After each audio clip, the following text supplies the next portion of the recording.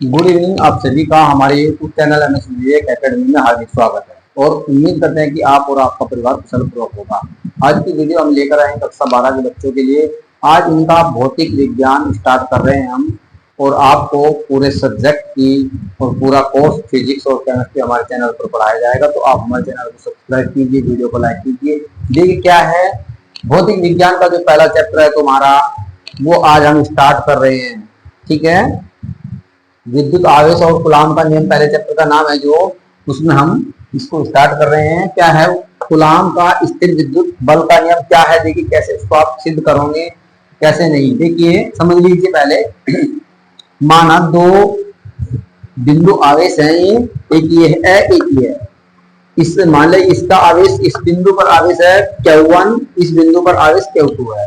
तो ये दो स्थिर बिंदु आवेश है जिनके बीच की दूरी क्या है, स्मॉल r है। तो कूलाम के नियम के अनुसार कूलाम का नियम क्या होता है, दो बिंदु आवेशों के बीच लगने वाला जो आकर्षण बल होता है या प्रतिकर्षण बल होता है, वो किस प्रकार निर्भर करता है, उनके बीच में जो बल लग रहा है वो किस प्रकार का होता है। तो वो हम समझाएंगे। देखिए दो बिंदु आवेश ये रखे हैं, जिनका मान लिया पहला जो बिंदु है, ये बिंदु इस पर Q1 आवेश है, इस बिंदु पर Q2 आवेश है। इन दोनों बिंदुओं के बीच की दूरी स्मॉल r है। तो इनके बीच में जो बल लग रहा है, आकर्षण बल या प्रतिकर्षण बल, दो प्रकार का बल लगता है। तो वो कैसे आकर्षण बल लगता है और कैसे प्रतिकर्षण बल लगता है, कब आकर्षण बल लगता है, कब प्रतिकर्षण बल लगता है। देखिए कैसे होगा, जब दोनों आवेश समान होंगे तो एक दूसरे को क्या करेंगे, प्रतिकर्षित करते हैं।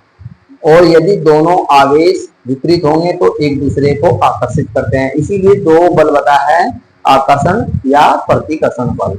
आकर्षण मैंने बता दिया, आकर्षण जब होगा जब दोनों आवेश विपरीत चिन्ह के होंगे, यानी कि प्लस माइनस होंगे। अगर जो सेम चिन्ह है तो वे एक दूसरे को प्रतिकर्षित करेंगे। तो इसमें कूलाम का नियम क्या होगा, देखिए। तो कूलाम का नियम, जो इनके बीच में बल लगता है ना, तो कूलाम का नियम क्या होता है, दो स्थिर बिंदु आवेशों के बीच लगने वाला बल दो बातों पर निर्भर कर रहा है। एक तो देखिए दोनों आवेशों के गुणनफल के समानुपाती होता है। पहला पॉइंट क्या हो गया, देखिए पहला पॉइंट होता है जो लग रहा है बल, वो दोनों आवेशों के, देखिए दोनों आवेश क्या है, Q1 Q2, दोनों आवेशों के गुणनफल के समानुपाती होता है। ठीक है। दूसरी कंडीशन क्या है कि जो लग रहा है ना बल, उनके बीच लगने वाली दूरी के वर्ग के विपरीत क्रमानुपाती होता है। तो दूरी कितनी है, r, तो r के वर्ग के विपरीत क्रमानुपाती होता है। तो ये होगा हमारा। तो ये F है जो बल लग रहा है इन दोनों बिंदुओं के, इन दोनों बिंदु आवेशों के बीच में जो बल लग रहा है वो दो बातों पर निर्भर कर रहा है। एक तो होता है F अनुक्रमानुपाती, Q1 Q2, यानी कि दोनों आवेशों के गुणनफल के समानुपाती होता है। और दूसरा कार्य कर रहा है F अनुक्रमानुपाती, दोनों आवेशों के बीच की दूरी के वर्ग के विपरीत क्रमानुपाती। तो 1/r² हो गया। तो क्या बन जाएगा नियम, देखिए जब तुम लिखोगे ऐसे ही लिखना है तुम्हें कि जो बल लग रहा है दोनों आवेशों, बिंदु आवेशों के बीच में जो बल लगता है वो दो बातों पर निर्भर कर रहा है। नंबर एक कौन सी होगी है, F जो बल लग रहा है, यानी कि दोनों आवेशों के परिमाणों के गुणनफल के समानुपाती होता है। दूसरी कंडीशन क्या होती है, जो बल लग रहा है उनके बीच की दूरी के वर्ग के विपरीत क्रमानुपाती होता है। ऐसे लिखना है तुम्हें। तो ये हमने दो समीकरण बना दिया। मान लीजिए पहली समीकरण हो गई है, ये दूसरी समीकरण हो गई है, जो बल दो बातों पर निर्भर कर रहा था। यदि हम इनको दोनों को इकट्ठा लिखेंगे तो क्या हो जाएगा, देखिए F अनुक्रमानुपाती हो जाएगा Q1 Q2 अपॉन r² हो जाएगा।